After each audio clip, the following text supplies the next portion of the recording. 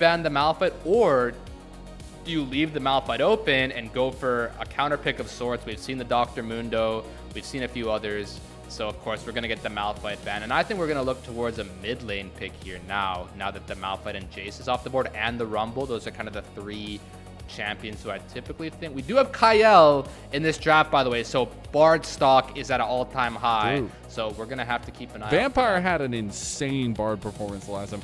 I doubted because his first Bard performance of the year was tragic, to say the least. But then he had literally one of the best Bard performances I've ever seen when he played it last time ago. So we'll see if he can do it tonight. Who's going to get that one? That's another contested pick to look for. But that Orianna you talked about earlier, immediately going to be picked up here. We'll see what AL want to answer with in their 1-2 punch.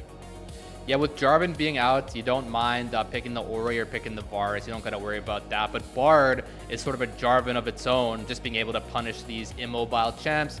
I would not be surprised if AL picks Bard here. But, you know, I also would not be surprised if they go for the likes of Azir or something else. I think those are kind of the two main picks on my mind right now. If you are AL, you either match that mid lane or snag up that sort of Z tier Bard champ if you're Kael or Keria, it seems to me. But yeah, as JDG here, I would imagine you want to pair this Orianna up with a Wukong of sorts, maybe even a Xin Zhao. Okay. We'll see what they end up wanting to go with. It's going to be the Azir for Shanks, a tried and true pick for him. Consistent push out of that mid lane and a little bit of roaming power there too. Yeah, Orianna has a fair few like primary ball delivery champions. I think Wukong is pretty much the best one.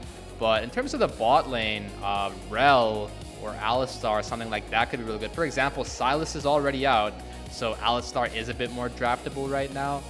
But we're going to have to see what they want to go with, because if you don't draft... Ooh, that is another one. We're not going to get Assassins. It's fine. We're not going to do that. No, we get the Nocturne. So we get the Orianna tried and true combo with that Nocturne coming in for the duo we wanted to highlight in JunJia and HongQ. Oh, that's going to make this game really fun to watch. I like to call this the Agarin special. I feel like he popularized this in the West. You draft the Nocturne, you press the Paranoia, and pretty much you're just dead in one hit if you're one of the enemies. If you get hit by that Nocturne ult with the Shockwave on top, it's really hard to survive. Azir is going to be able to build some space against that with his E and being able to increase the range of his E. But Varus, for example, you are just a sitting duck. You might have an Edge of Night so that the Paranoia doesn't obscure your vision, but yet that's not going to survive you from the inescapable, just layered over top damage kind of backline assassin that this Nocturne Orianna combo has. Yeah. So I like this a lot into the Varus. And now we have the Scion picked away from Flandre, one of his favorite champs so far this split. So he goes with his second favorite, and something he loves to take into those tankier matchups in the Rek'Sai. So a really big pick for that top lane, maybe getting a little bit more spicy for AL in terms of their damage profile. But now in the second phase of bans, we're seeing a lot of focus towards that bot lane. We already see the Sivir ban, and I'm sure there's more to follow to try to whittle down that bot lane of JDG.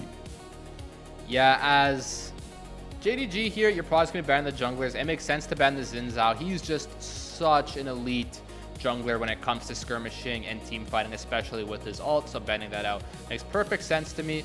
It's interesting to see if they'll go for another jungle ban here. I mean, Tarzan, like you said, is really known for his Vi, but I think Nocturne is just so good into Vi that you wouldn't really want to worry about that too much. And it's hard to decide. I really think that this Bard dynamic should probably come into play here. I mean, Bard is also really effective at countering sort of these dive comps. Like, if you see a Nocturne ult come in, just chuck the Tempered Fate onto Hope and say, yeah, here's your Zhonya's, buddy. But I'm not sure if we're going to see this or not, but I just really have such a big, strong belief in Kael's Bard. I mean, his Bard and his Poppy are just so much better than everyone else's Bard and Poppy, in my opinion. But we will see what he wants to go for here. I think you can go for another range champ like Karma or another kind of lane bully like that. There's a lot of choices here. We're going to give him the last pick, too. Yeah, at least give him the counter pick here, see what he wants to go with, because now we already got the first piece of a puzzle for Tarzan and Kael, where they have really liked that Pantheon combo, and We saw it last time around in some of those clips with the Rakan. There's still a lot of options available for him and a lot of decisiveness in that kind of composition with the Shurima shuffles, with the aggression from the Pantheon. I think it's a lot for AL to rely on, a lot of different options, whereas JDG, they have a couple options. They now have a Misfortune who over the top of an engage can really get some good damage down with bullet time. They are really relying on that Nocturne Orianna combo to be the trendsetter for them. I feel like typically when you're drafting the MF, you want to go for the Rel as well. That layer of ultimates is just so effective as a wombo combo. You can drop any support who goes along with that theme, it feels like. But yeah, you're going to have another ball delivery system of sorts here with the Leona. It's not quite the Rel kind of mounting in with the W and just shockwaving their whole team. But you can have some extra reach here with the Solar Flare. And what's really powerful about the Leona is if the opponents aren't really able to build Merc Treads, then like too effectively, then Leona is just so powerful because no one has tenacity and you just walk up and stun people every 3 seconds. And yes, I mean, thank goodness we finally get to see the Bard come in. I thought we would see it on the first pick. We saw it on the very last, but we did see it after all. Had to make sure the angle was right. You know, Kael was lining it up. Just had to make sure. But it is a very classic combo for AL at this point. I mean, they have pretty much their pick of the litter of the things that they are comfortable on, while we have this Nocturne Orianna combo. And it's been played once, at least the Nocturne has for JunJia this split. Obviously, career is very long, has some games on it as well, but giving themselves a bit of a bar of execution here, Fulls. Yeah, absolutely. I think you definitely need to execute at a very high level to make this comp work. I think whereas, for example, some of these champions can be pretty easy to pilot. I think, again, we kind of saw this coming. The top lane is going to be a bit of a snooze fest, wet noodle fight up there. So it's going to come down to those spotlights that we lit up at the start of this pre-show. It's going to be a matter of how well Tarzan and Kael can influence the map, and how well that JunJia, for example, is going to be able to use this Nocturne Ori combo with HongQ. I don't think we could have had sort of a better draft to fit alongside with this narrative we set up for ourselves here. We're going to want to see how this Bard is roaming around the map and what kind of work he's getting done. And then we're going to want to see how this Nocturne Orianna works in tandem. And it's going to come early and often. I'm sure once those level 6s hit, we will be no holds barred. It will be all action, at least around those objectives. But this series matters so much for both teams, JDG and AL, fighting for that top 4 position in Group Ascend for that playoff spot and that Group Ascend for Split 2. It is all on the line here. There's more opportunities, but you'd love to lock it in right now. Yeah, why not now? Now is the best chance to make sure that you secure one of those top spots with the 5th series win. And we see one thing I always remember with Season 16 is the game begins at minute 1. The fight for this bot lane bush, for these priorities, it just begins as soon as the match does here. And we're going to see this Azir probably having a pretty tough time in this lane phase. The Orianna didn't just go for the Scorch. He went for the absolute focus and the Arcane Calm. He's going to do maximum damage in the early game with this HongQ Orianna. So if Shanks can even somewhat keep up, it will be impressive. It's going to be something to kind of return to, especially if Shanks gets active. I think it just enables a lot of the things AL want to do here. But that being said, I do see both junglers starting up towards top side, going to be pathing down bot, so we know where their first focuses are going to be unless we see any finicky pathing there. But that being said, again, I think this really is going to kick off at level 6. We might see a couple earlier ganks, but I don't expect them to put all their effort into the earlier moments. Yeah, JunJia starts on the Raptors, so he's maybe going to level up a bit faster if it's just permanent full clears. But yeah, as you can see, the volatility in this mid lane is as high as it possibly can be. Orianna is meant to be winning out in this matchup, so if Shanks can kind of get a cheeky chunk and force Orianna to recall or not have as much lane threat, that would be extremely useful. But Tarzan has a lot more gank potential in this pre-6 Mazel. The Pantheon W is such an effective tool. We even see Kael with a bit of a cheeky look towards HongQ here. You can only wonder.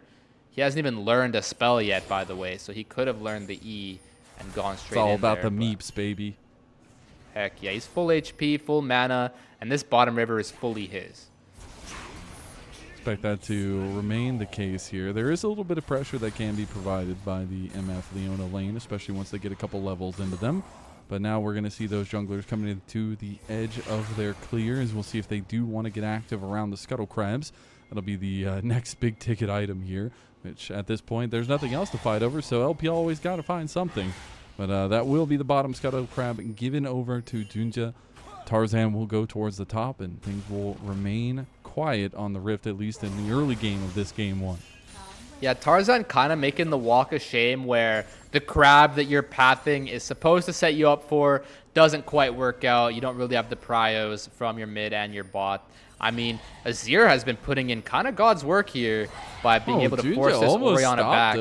And he does. That's going to help HongQ a lot, by the way, because Shanks completely smurfed this laning phase, and I would say JunJia just undid all of it and more. That was 10 seconds plus of tempo he just bought for HongQ here. Look, you can see that cannon minion going to the wayside here as Shanks is forced to recall across the map. A really greedy recall spot there, fully punished by JunJia, which was really convenient for him because JunJia started the Raptors anyway. He wanted to cancel that recall because it was exactly on top of his respawning camp. So yeah, there goes Shanks' early game lead, and I would see HongQ should be winning out from here. And a little thing there, a lot of good prep at least. I mean, you saw JunJia's path. It almost hit Shanks if he had been a little bit further into the outside of the jungle at least.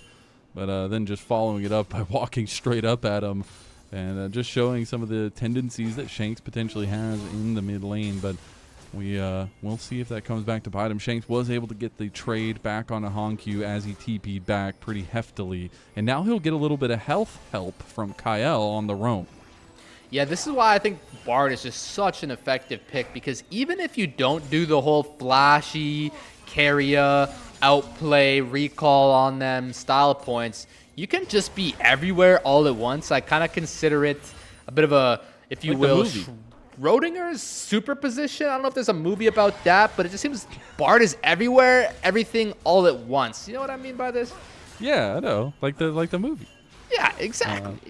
He's so impactful around the map. You never know where he is, and then wherever he is just causing really big problems for the enemy team because HongQ has taken a bit too many soldiers stabs to the chest, and then Kael even helps him with that. So it's going to be really hard for HongQ to keep up after those trades and that sup gap.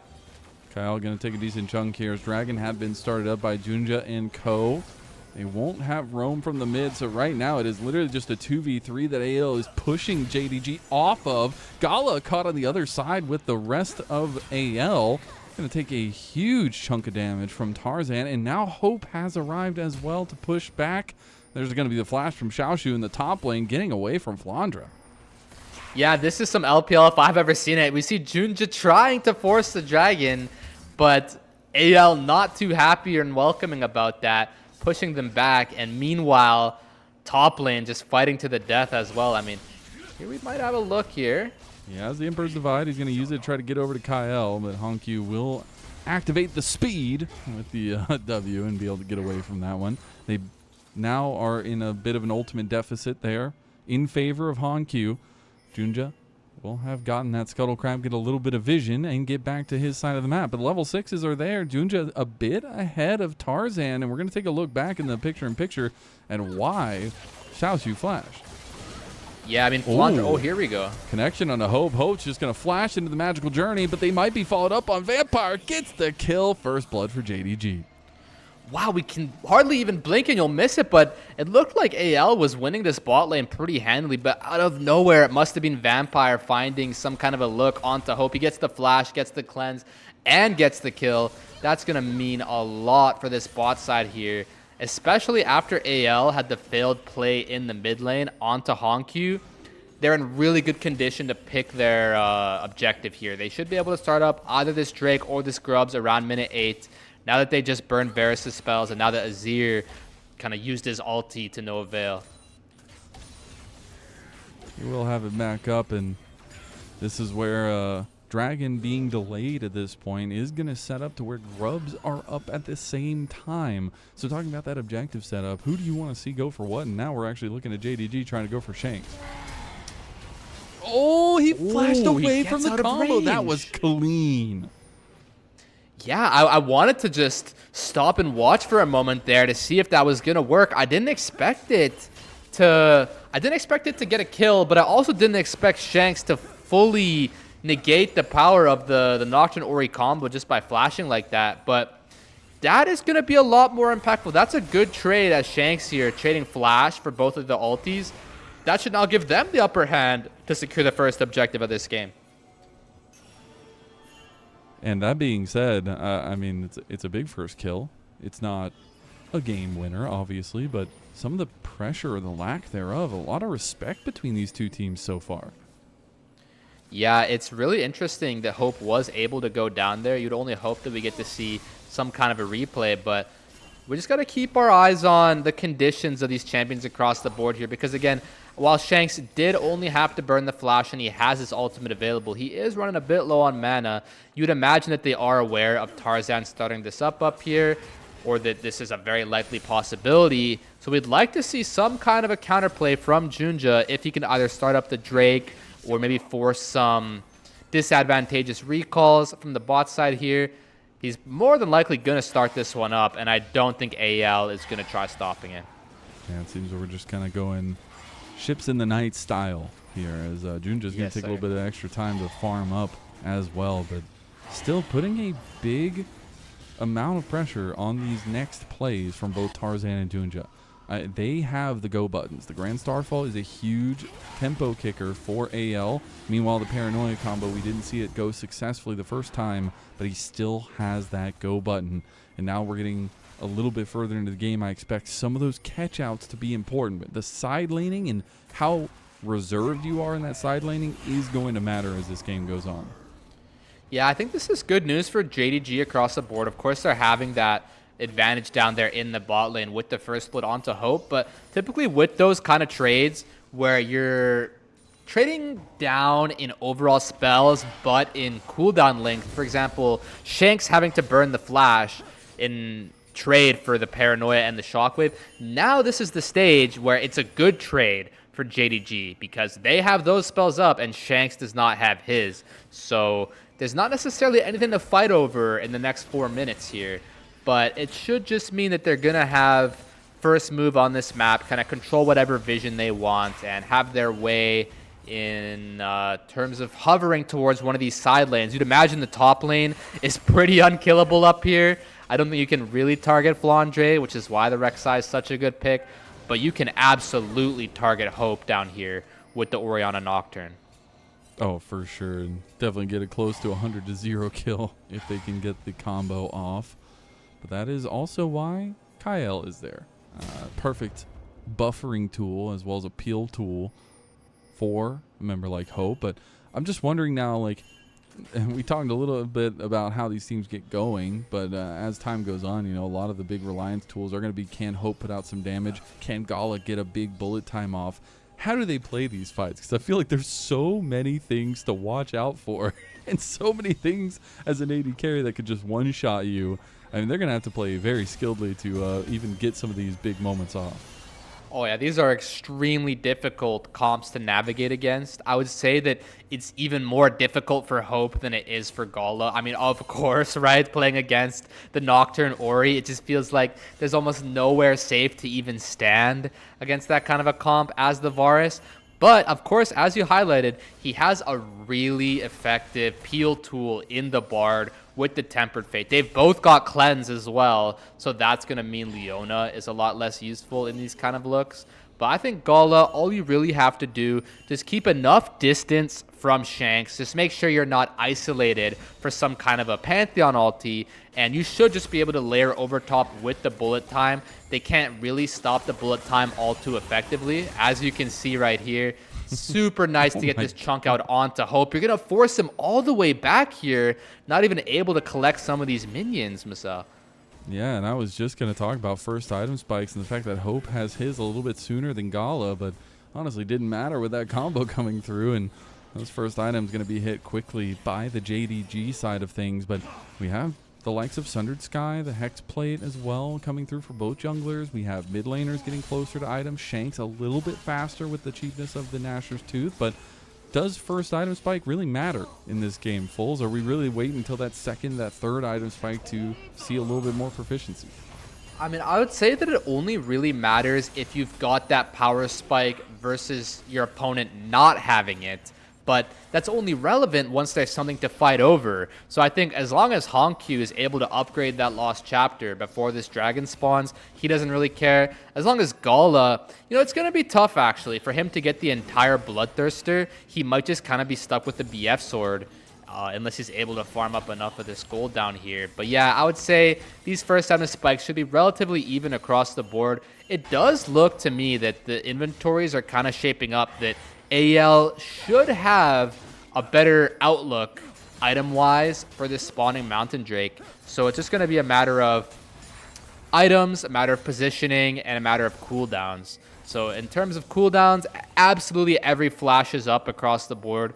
Be really fun to see everybody press that button here. We're seeing the button be pressed now, and straight on to Hope. There's going to be the Grand Starfall as a response. Hope does make it out alive, did have to burn his flash. That's a big piece to the puzzle gone ahead of the dragon spawning in 30 seconds, but he'll be able to reset and respawn right out onto the map. And now he has a Caulfield's Warhammer. So maybe they even have more power for this setup if they want to go for it. Yeah, I would feel like that's a really nice trade for AL, honestly, to get that Paranoia out before the Dragon. But with the Grand Starfall being invested as well, it's a pretty even trade. It's just going to be really hard for Hope to navigate here. You would imagine they just target him as much as possible. And I didn't realize Rek'Sai was this OP, Mazel, but it looks like he's going to break the first tower all on his own. He's been going crazy with it. Really the only one that has the Rek'Sai pass for me in the entirety of the LPL, which was proven at Worlds, obviously. But Dragon now started up by JDG a little bit preemptively. A big shockwave on the Hope, but no extra damage on top of it. And he's going to walk right over. Dragon's going to reset. And that should be a reset of the fight as well. AL just over here poking and prodding, seeing if JDG want to go for it. Oh, yeah, I've seen this before, and this is a stalemate and a half. I don't think this Dragon is going to die for another minute plus. I think both teams are just going to jockey back and forth, preventing the other team from doing it. I do think if anyone is going to be able to get it, it should be AL, but I would not be surprised to see the stalemate continue. Even on Vision, they are going to just start it up, and JDG, we're moving away from this, but because the redeploy came out from Vampire, they are streaming down here as a team. They even have Gala coming up from the bottom. He's going to be on a weird angle here, though. They go with the Tempered Fate. Hope he's going to try to layer down some damage on the other side. Paranoia is going to be popped. There's the Shockwave combo. Maybe coming off, but it's not going to be available yet. He didn't have the Shockwave. They still get the damage on a Hope. There's the bullet time, and he is just free-firing. We talked about the level of execution needed from both sides, and so far JDG are executing AL. And it was AL who chose to go for that look. We see Kael just deciding to burn the Tempered Fate onto HongQ, who has the flash and also has extreme amounts of cooldown reduction on that flash, might I add you. So even getting HongQ's flash isn't the most valuable thing in the world. I think Vampire maybe scaring off Shanks there. He wasn't able to synergize with this play, but I don't know. Maybe they didn't expect the Paranoia to have this much damage. You saw that he barely dies there. Kael drops the Mikhails in an attempt to heal him, but it's just enough damage, just enough reach to get him there. And it looked like everyone finally popped their elixirs. I don't know if you've been noticing this, but with that triple tonic rune, it seems that everyone has just been saving their elixirs for as long as possible. It seems like they finally decided to expend them for that kill there. That's probably why they had just enough damage from HongQ to finish him off, and why Gala was so powerful there. And gotta say, Shanks is gonna want that ult back. And luckily he's about to have his ult back, so maybe he can make a big difference next time. As we are cresting over to second items now. Shojin's has been completed by Flandre, and that's somebody who I really need to see start getting involved with things here for AL is Flandre. He has good backline access. He's a key tool to kind of shutting down Gala as well. And can't keep letting JDG get away with it. About 1,000 gold lead plus stacking up those dragons, and that has been a signature for this JDG team. So we have yet to see Rek'Sai and Sion interact with the rest of the map as Flandre and Xiaoxu here, but I think we're getting to the stage where these champions are going to have access to grouping. I think with the Unleashed teleport here, the top lane quest being completed for these particular champions, you are just so tanky when you TP in with that shield. If we have a Titanic Hydra, Spear of Shojin, 30% HP shield Rek'Sai show up, I mean, good luck as Gala or HongQ to play that fight even somewhat normally. He's just going to buy so much space, do an incredible amount of damage as well. So I think this third Drake fight, I really want to see Flandre tip the scales back into AL's favor. I think you got to watch out for, especially for Flandre, is when he's pushing up in these side lanes like this, he can be caught out if JDG want to go for him. He's obviously very tanky, has a decent amount of damage and escape tools, but that's what I'm really looking for in this kind of mid-game to the crest of the late game is how is the discipline in the side lanes and how often and willing are Tarzan and JunJia to go to those side lanes and try to get picks here before big objectives. And we still don't have anything on the map for a little while, about a minute and a half for that Baron, about 2.5 for that next Dragon. But that is a fight that AL are going to want to prep for.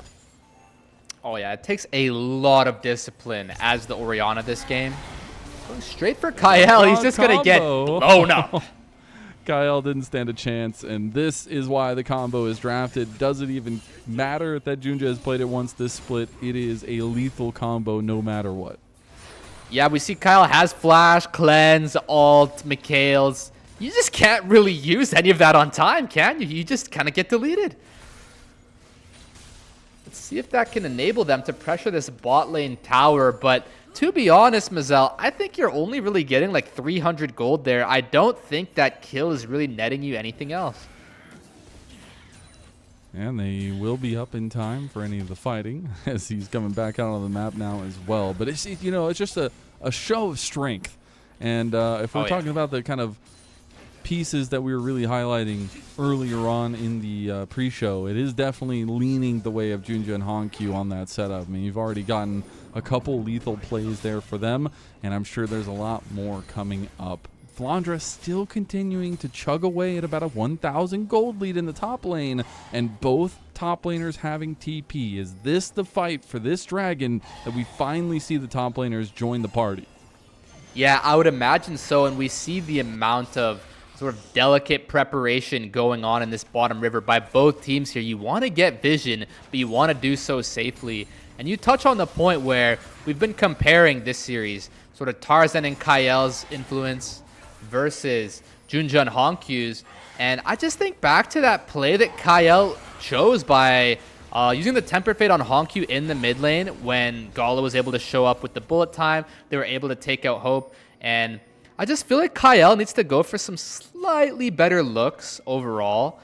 And maybe that'll help them find something here. And it seems like Tarzan has also been playing defense. I want to see him play some kind of offense. You notice the last time he ulted was to try and keep Hope safe. So we'll see if they can find more looks on their terms, because it seems like so far this has been nothing but JDG's game. Second items have been hit across the board for JDG in their primary pieces, at least JunJia, HongQ, and Gala ahead of this fight. We are still lagging a little bit behind for the members of AL.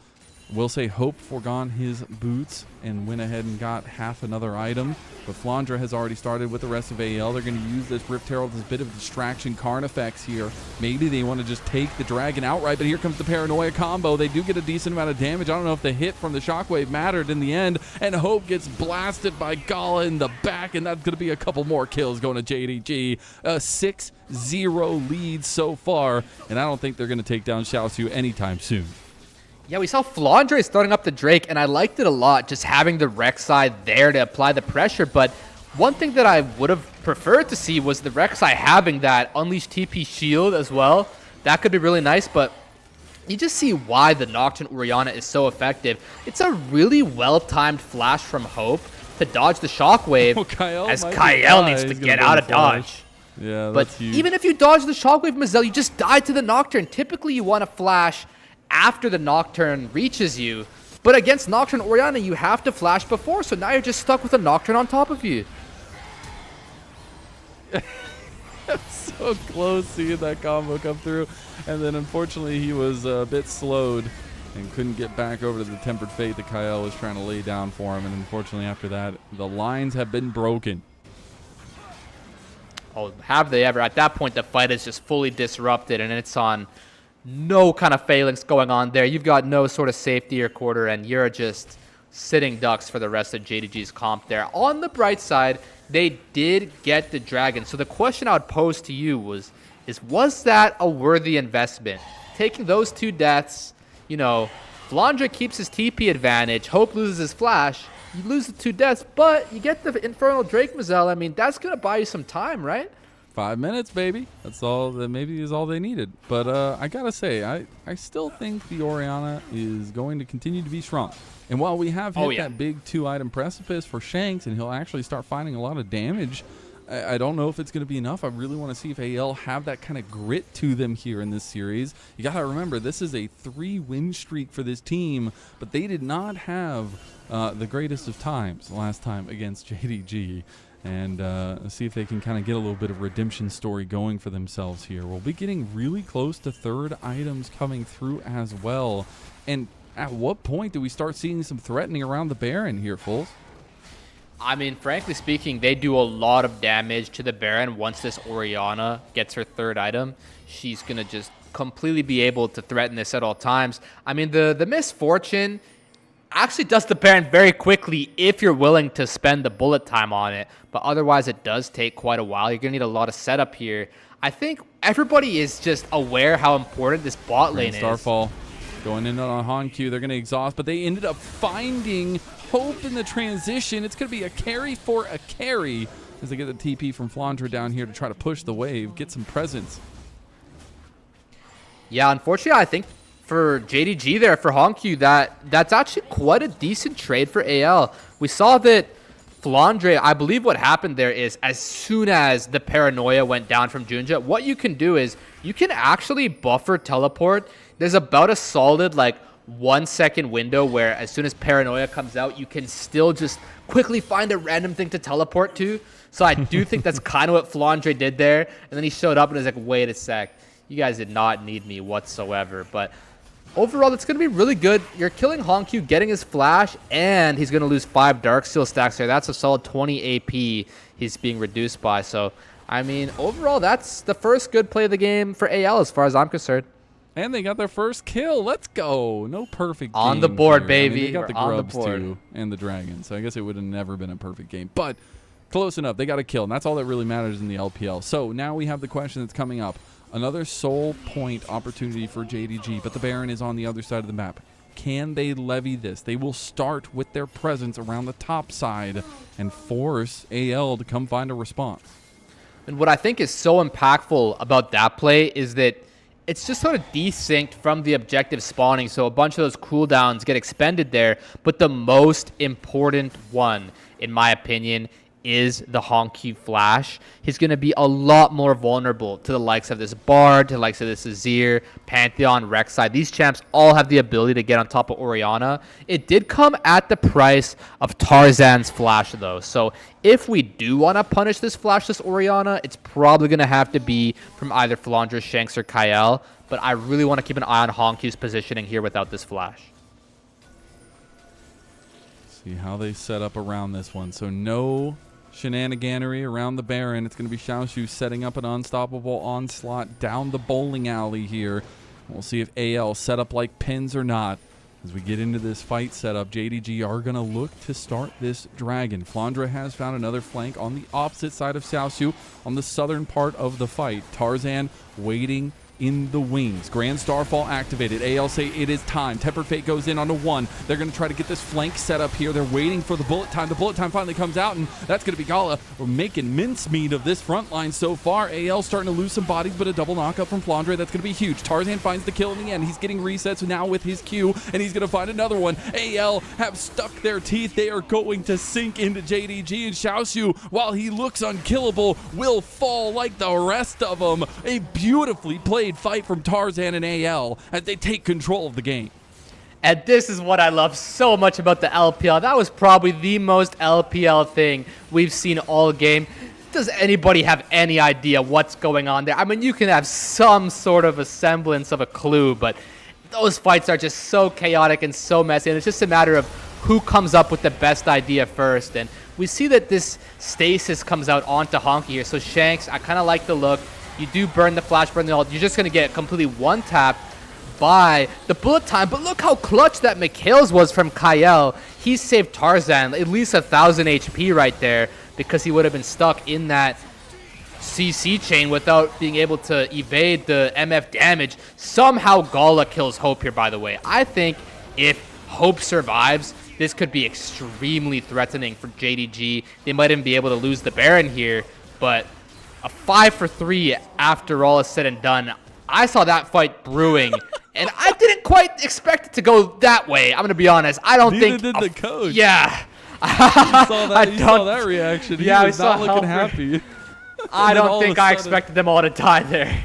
I don't think anyone did. Incredible stuff, but that shows a little bit of that prowess from AL, and I think it centers around Tarzan. This is a guy who has perennially kept himself in the conversation for best jungler in the LPL, and it has been amazing to watch. And it's really nice to see this team kind of sticking together and now showing a lot more like themselves here in these later weeks of the regular season. Here comes that catch potential. JunJia was thinking about it. Tarzan is right around the corner, though, and this is where some of that kind of chess game is going to continue to be. If the Paranoia goes down, Grand Starfall is sure to follow. If the Grand Starfall goes down, Paranoia is sure to follow. Now we just see the Paranoia used straight onto that target, right onto Tarzan. He's going to get lower and lower, but he still has the GA. They're going to buy a lot of time here. Shanks is starting to pump. There's going to be the bullet time right into the choke point, but Shanks goes straight for the background play. The Temper Fate comes through. It's going to buy a little bit of time. Hope over the wall. Misses the Chains of Corruption, but it's going to go for HongQ. Can't get the kill into HongQ, but now Flandre has joined. It's just like a wrestling match off the top rope, left and right and center. AL are continuing to batter JDG. Yeah, this fight is just all over the place. It's hard to even know what to look at, but AL does get the last lap, and it's so out of nowhere, but it looked like JDG had this game by far and away, and suddenly it looks like it's in AL's grasp. I think that last fight was just so impactful, getting that ace for AL. They're just able to have such an advantageous position. It looked like JDG has the look here onto Tarzan, but this is a Pantheon who has a GA, who has his teammates behind him, and even when he respawns, he's gonna have his E. Shanks finding a beautiful ulti onto HongQ, alley-ooping him straight into Kael's ult. When you have both carries hit by the Tempered Fate, you just know it's not gonna be a good fight more often than not. And wow, Tarzan just so unkillable. Mazel, you look how much space and time he bought there with that GA. I mean, that's going to put them in the huge driver's seat for the rest of this game. And shout out to Hope. He did not miss the Chains of Corruption. I thought it went straight in the middle, but he did hit Gala, so props to him too. But it is still just an AL avalanche at this point, a lead for JDG where they had been ahead for a majority of the game, that they felt like they were in the driver's seat now. Almost 3.5 thousand gold plus for Anyone's Legend, a team that when they are in the lead, they know how to finish. Oh, absolutely. Once you give AL this kind of a map state, a game state, they're almost always going to seal this deal. And I really think back to that third Drake where they did trade their lives to get it. It looks like it was an overall really good trade. I think the play that kind of broke the game open was when they found the pick on HongQ in the bot lane and burned his flash, because ever since then, it feels like AL has been having their way. And as JDG, you can play defense here, but you could just get snapped on at any time. Exactly, and that's why these teams grab these kinds of comps. Again, that has been a hallmark for them throughout this early part of the year, is finding picks, finding decisive moments, and working together as teams. It was so cool when we've seen the development over that first round robin of both these teams now coming to a head again. This again was a week one matchup that we had seen that went the way of JDG, but AL look a hell of a lot better and more enthusiastic here as time has gone through. Looking like a different beast at this point, and now about 40 seconds for that next dragon, and at this point it's sole point for anybody.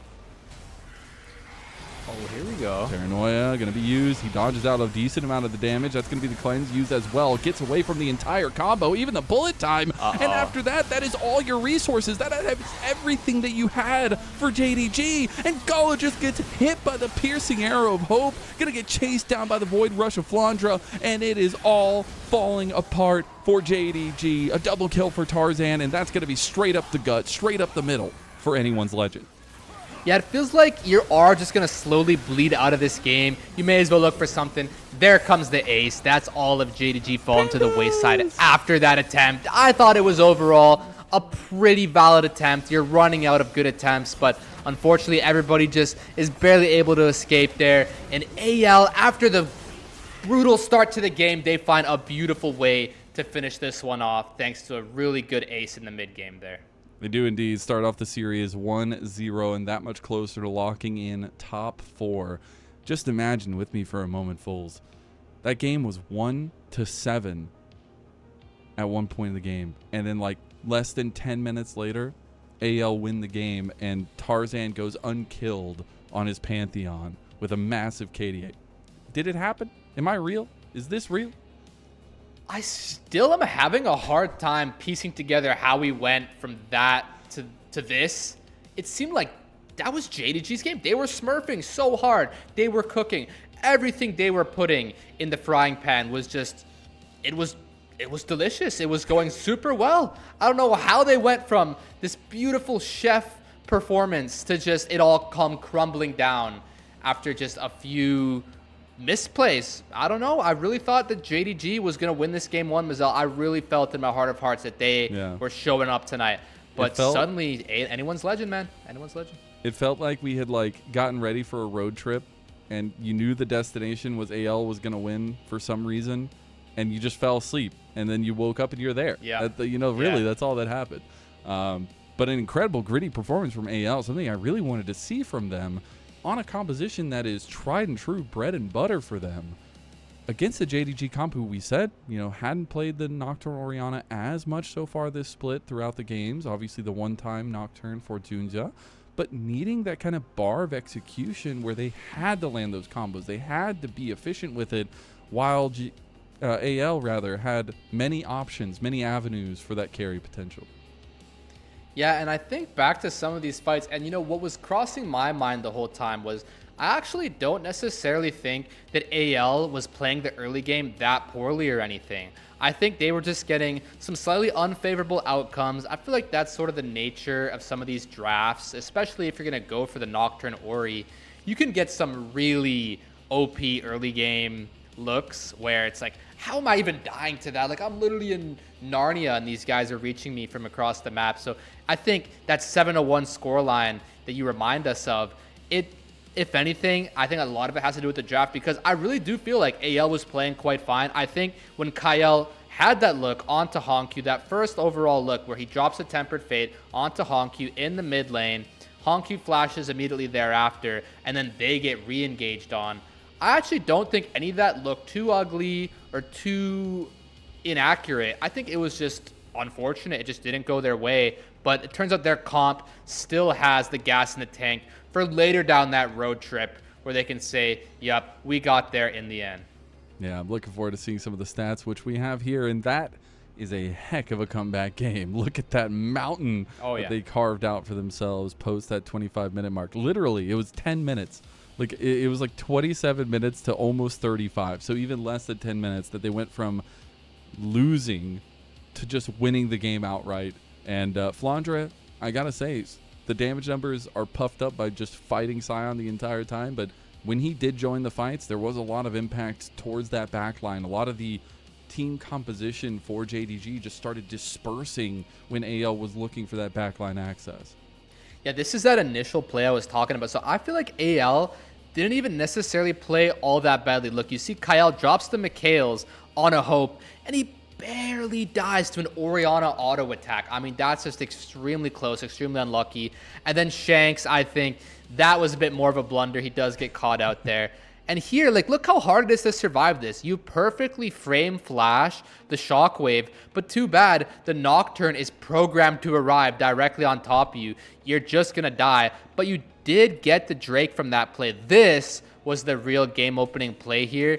I feel like there must have been a better way for this to go for JDG. I think HongQ gets 100-0 before he can even use the shockwave, which is why it was such a good look there. If you remember, I feel like that previous play where the only two people who flashed was HongQ and Tarzan, where Pantheon flashes on Ori in the bot lane. I called out he loses the Darksteel stacks. I think that flash had such a big impact because it meant that in that fight, the Orianna can just get 100-0. And now in these looks, AL has the upper hand. You see just how unkillable this Pantheon is and just how effective the rest of their composition is. And in that last fight, I got to give huge props to Flandre. Incredible execution of the Rek'Sai combo onto JunJia. And that's why he has the Rek'Sai pass forever and always. But then this fight as well, a couple big combinations. This was the one that felt like desperation for JDG. The fact that they don't get him is insane to me. When they unleashed everything, and that's the moment you know that AL is going to be coming back with a couple answers.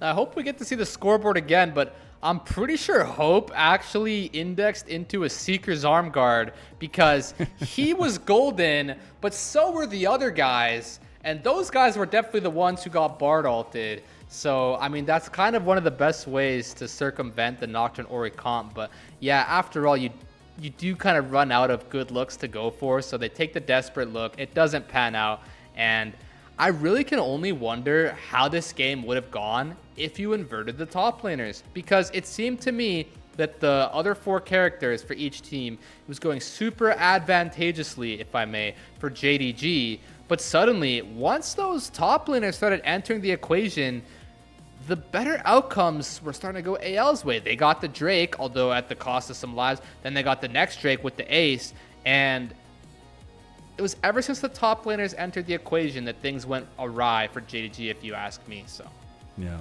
And we will see Kael 100% KP get an MVP on his Bard. Something that whenever he first came into the league back in 2024, really finding a little bit of success there and finding a lot of setups on this kind of champion, on Bard itself, and now finds himself with a 5th MVP of the split. Yeah, and as I was highlighting in the draft, I kept shouting it out. I'm really surprised that he was not only able to get the Bard, but he was able to get it with the very last pick of the draft. I mean, this is the kind of champion where he's so good at it, you can pick it as the first pick of the draft. So he got to see every single champion, all 9 other characters in that game. He said, "Coach, give me the Kael Bard." And he showed up and he showed out. Tabe's like, damn, what have we done? I knew this was coming. Anyways, that's it for game number 1 in an important series for both teams. Winner of this one locks that top 4. Before we get going to that second game, though, if you would like to support LPL English, please consider becoming a Coffee member. Coffee is the best way to support the LPL English project, since the vast majority of our contributions will go directly to the show. A lot of the initial payments go to paying on-air talent and all of our updates to the graphics and things along those lines that we have every split or every year. Subscribe to our Coffee, linked in the chat, to unlock perks like early access to our content, like our podcasts, and a couple other things that we'll have coming down the pipeline, and our interviews in the future, as well as the ability to ask questions in those interviews. But that's it for game number 1. We're going to be stepping away for a short little break, and we'll be back for game number 2.